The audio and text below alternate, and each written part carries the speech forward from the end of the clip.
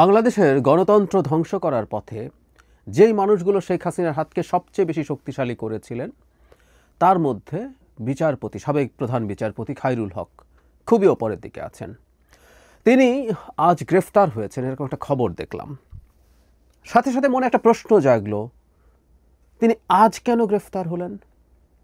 কেউ কেউ অবশ্য তার গ্রেফতার হওয়া নিয়েই প্রশ্ন তুলছেন, সেটা নিয়ে আমি খুব বেশি যাব না, কিন্তু আজ কেন গ্রেফতার হলেন এই প্রশ্নটা আমি করছি, কারণ আমি ভাবছিলাম এই ভদ্রলোক কি দেশে নেই।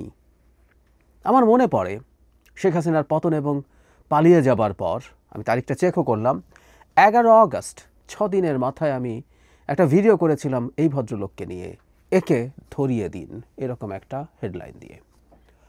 সেখানে বিস্তারিতভাবেই মোটামুটি বলার চেষ্টা করেছি, শুধুমাত্র একটা রায় না, এই রায়কে তিনি কীভাবে ম্যানিপুলেট করেছেন, কীভাবে তিনি রায় বদলে দিয়েছেন, এসব নানা কারণে তার বিচার হওয়া উচিত বলে আমি মনে করি। সেটার জন্যই তাকে গ্রেফতার করার কথা বলেছিলাম এবং জনগণ যদি তাকে কোথাও দেখে থাকে তারা যেন সেটা জানায় সরকারের বিভিন্ন প্রতিষ্ঠানের কাছে। পরবর্তীতে যখন গ্রেফতার হচ্ছে না, আমি ভাবলাম তিনি হয়তো দেশে নেই, তিনি দেশে বসে বহাল তবিয়তে আছেন। এটা তো অবিশ্বাস্য লাগলো আমার কাছে, এবং এতদিন কোনো তাকে গ্রেফতার করার চেষ্টা করা হলো না। আবারও বলছি, সরকার যেহেতু গ্রেফতার করেছেন, সরকার তাকে গ্রেফতার করার উপযোগী বলে মনে করছেন। তাকে গ্রেফতার করা যাবে না বলে যে আলাপ আছে, সেই আলাপে ঢুকছি না, সরকার মনে করছেন তাহলে সেটা, এবং এটা গত 1 বছরের মধ্যে তিনি তেমন কিছু করেননি নিশ্চয় যার জন্য গ্রেফতার করা হচ্ছে। তার মানে তাকে গ্রেফতার করা হচ্ছে পূর্বের তার কৃতকর্মের জন্য। তাহলে এখন কেন? আমরা এই প্রশ্নটা আসলে জারি রাখব, কারণ আমি যেটা অনুমান করি, সম্প্রতি সরকার খুবই অজনপ্রিয় হয়ে পড়ছে, নানা দিকে নানা রকম সংকটে পড়ছে, এবং আমার কাছে এই খায়রুল হককে গ্রেফতার করাটাকে শেখ হাসিনার মতো কাজ বলে মনে হলো, যে এটা করে খানিকটা বাহবা পাওয়া, খানিকটা হাততালি পাওয়া, মানুষ খানিকটা অপছন্দ থেকে সরে আসা, এই তাদের উদ্দেশ্য বলে আমি মনে করি। সরকারের পেছনে জনসমর্থন খুব দ্রুত কমছে, রাজনৈতিক দলগুলোর কমছে, হাতে গোনা 2-1টা রাজনৈতিক দল যারা নির্বাচন পিছিয়ে টিছিয়ে এই সরকারকে রাখতে চায়, তারা এখনও সরকারকে মোটা দাগে সমর্থন করার চেষ্টা করছেন। যদিও সরকার এত গ্রস মিস্টেকস করছেন, সেসব দলও নানা ক্ষেত্রে সরকারকে সমালোচনা করছে, কিন্তু সরকার বিপদে আছে।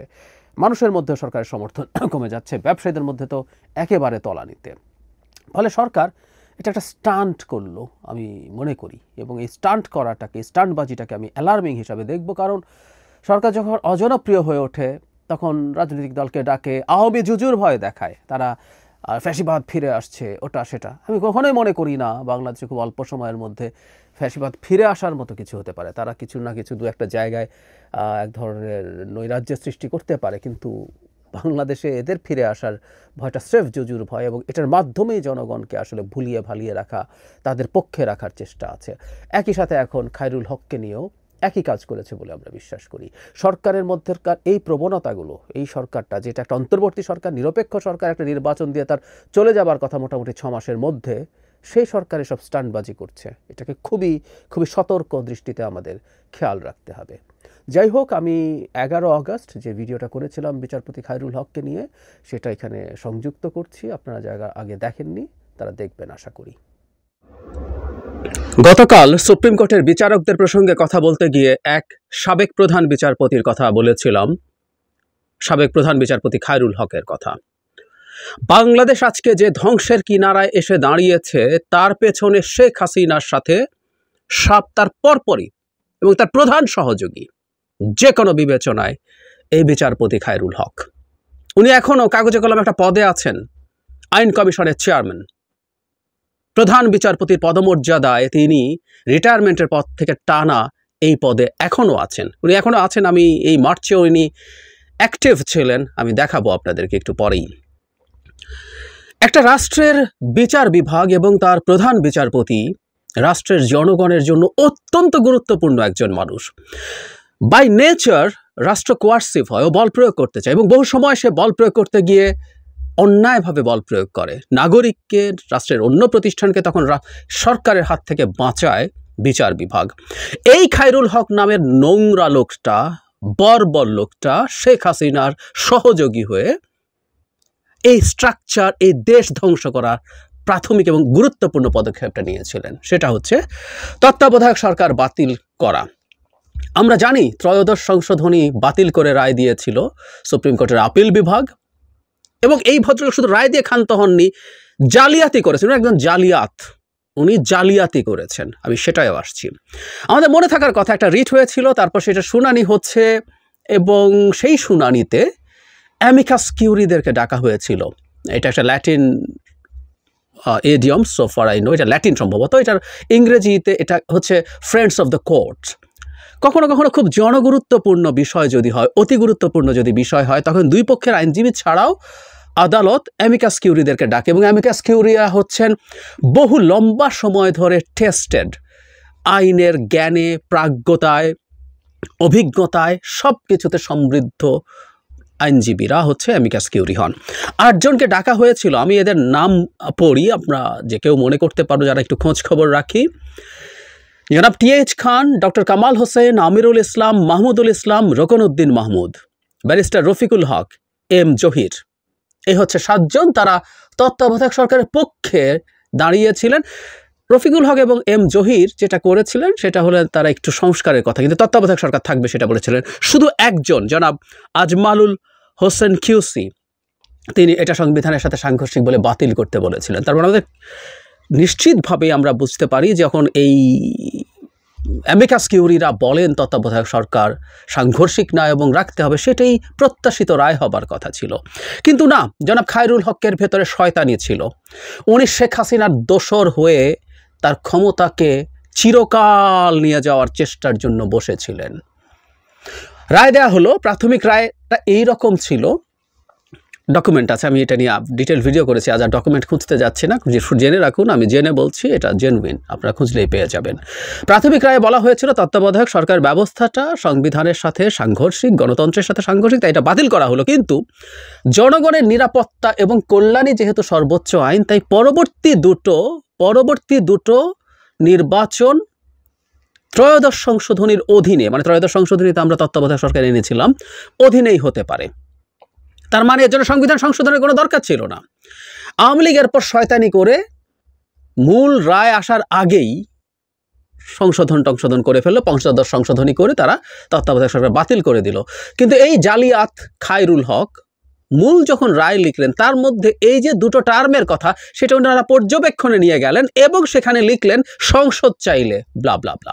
নো, প্রাথমিক রায়ে বলা হয়েছিল তারা মনে করছেন পরবর্তী দুটো হোক ত্রয়োদশ সংশোধনীর আন্ডারেই, কারণ এই সিস্টেমটা দাঁড়িয়ে গেছে এবং জনগণের সিকিউরিটির জন্য, কল্যাণের জন্য এটা দরকার। এই জালিয়াতিটাও উনি করলেন পরবর্তীতে পূর্ণাঙ্গ রায়। এই যে আমরা আজকে শুনি না সংসদ চাইলে হতে পারে বলেছে, এটা মিথ্যা কথা। প্রাথমিক রায় এটা ছিল না, এবং বাতিল করাটা ইটসেলফ আমরা মনে করি অত্যন্ত অন্যায় কাজ হয়েছে, গর্হিত অন্যায় কাজ হয়েছে এই খায়রুল হকের নেতৃত্বে। আরও অন্যরাও ছিল, কিন্তু মূল নাটের গুরু এই ভদ্রলোক। এবং আমরা দেখব এরপর অত্যন্ত বেনিফিশিয়ারি হয়ে উনি আইন কমিশনের চেয়ারম্যান অনন্তকাল থেকে যাচ্ছেন, আর কোনো চেঞ্জ নাই। এটা উনি প্রধান বিচারপতির পদমর্যাদায় সেখানে আছেন। আমি খুঁজতে গিয়ে দেখলাম আইন কমিশনের ওয়েবসাইটে 24/3/14 মানে মার্চের 14 তারিখেও আইন কমিশনে প্রোগ্রাম হয়েছে। প্রোগ্রামটা এরকম, আমি একটু পড়ি। আইন কমিশনের চেয়ারম্যান মাননীয় বিচারপতি জনাব এবিএম খায়রুল হক মহোদয়ের সভাপতিত্বে গত 10 মার্চ 2024 খ্রিস্টাব্দ তারিখ রবিবার বিকাল 3 ঘটিকায় বিচার প্রশাসন প্রশিক্ষণ ইনস্টিটিউটের সেমিনার হলে জাতির পিতা বঙ্গবন্ধু শেখ মুজিবুর রহমানের 104তম জন্মবার্ষিকী উপলক্ষে জাতির জনক বঙ্গবন্ধু শেখ মুজিবুর রহমানের জীবন ও কর্ম শীর্ষক একটি আলোচনা অনুষ্ঠান আয়োজন করা হয়। বিভিন্ন পর্যায়ে বিচার বিভাগীয় কর্মকর্তারা ব্লা ব্লা ব্লা অনেকে ছিলেন। কে ছিল এর মধ্যে? এছাড়া ছিল আলোচক হিসাবে ছিল মুনতাসির মামুন, অতিথি হিসাবে ছিলেন আপিল বিভাগের বিচারপতি জুডিশিয়াল সার্ভিস কমিশনের চেয়ারম্যান ইনায়েতুর রহিম, রিজাইন করেছে, সেই শপথবদ্ধ রাজনীতিবিদ। তারপরে বিচার প্রশাসন ইনস্টিটিউটের নাজমুন আরা সুলতানা, আইন কমিশনের সদস্য আবু বকর সিদ্দিকী, এরকম অনেকগুলো নাম। অনুষ্ঠানটির সঞ্চালনায় ছিলেন আইন কমিশনের লেজিসলেটিভ ড্রাফটসম্যান অতিরিক্ত জেলা জজ জনাব আবেদা সুলতানা, আইন কমিশনের সচিব ইত্যাদি ছিলেন। মানে এই মার্চেও উনি বঙ্গবন্ধুর জীবন কর্ম নিয়ে প্রোগ্রাম করছেন, উনি ছিলেন এই পোস্টটায়। আমাদের এই ভদ্রলোককে খোঁজা দরকার। কেন দরকার? আমি মনে করি ওই যে বলেছি যে শেখ হাসিনার এই বিভৎস নোংরামিটা, এই দেশের ক্ষমতাকে কুক্ষিগত করে দেশটাকে ধ্বংস করাটা সম্ভবত না যদি এই ভদ্রলোক তার লিস্ট, বিচারিক প্রজ্ঞা, সততা নিয়ে দাঁড়াতেন, তাহলে এই পরিস্থিতিটা হতো না।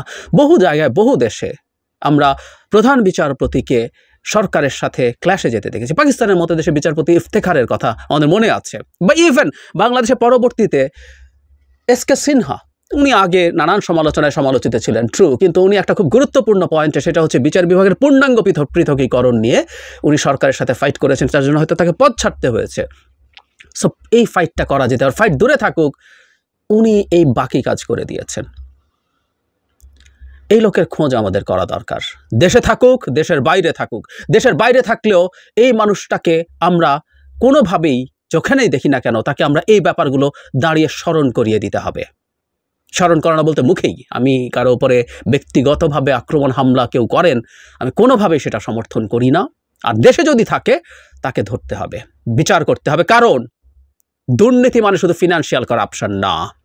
আমরা এই একটা রং পারসেপশন আমাদের সোসাইটিতে আছে, টাকা পয়সার ঘুষ খেলেই দুর্নীতি, না। বিচারপতি খায়রুল হক যে দুর্নীতি করেছেন, যে অন্যায় করেছেন, যে অপরাধ করেছেন, সেই অপরাধ মানে শত শত বিরাট ডাকাত মিলে, হাজার হাজার বিরাট ডাকাত মিলেও হয় না। একটা জাতি, একটা রাষ্ট্রের এক্সিস্টেন্সকে প্রশ্নের সামনে নিয়ে আসে এই খায়রুল হক। শেখ হাসিনার পরে যদি কারো নাম আনতে হয়, সেটা এই খায়রুল হকের নাম আনতে হবে। তাই আমরা মনে করি, চারদিকে বলি, একে ধরিয়ে দিন, একে ধরিয়ে দিন, যেখানেই যে দেখি না কেন, এদেরকে আমাদের বিচার করতে হবে। We must.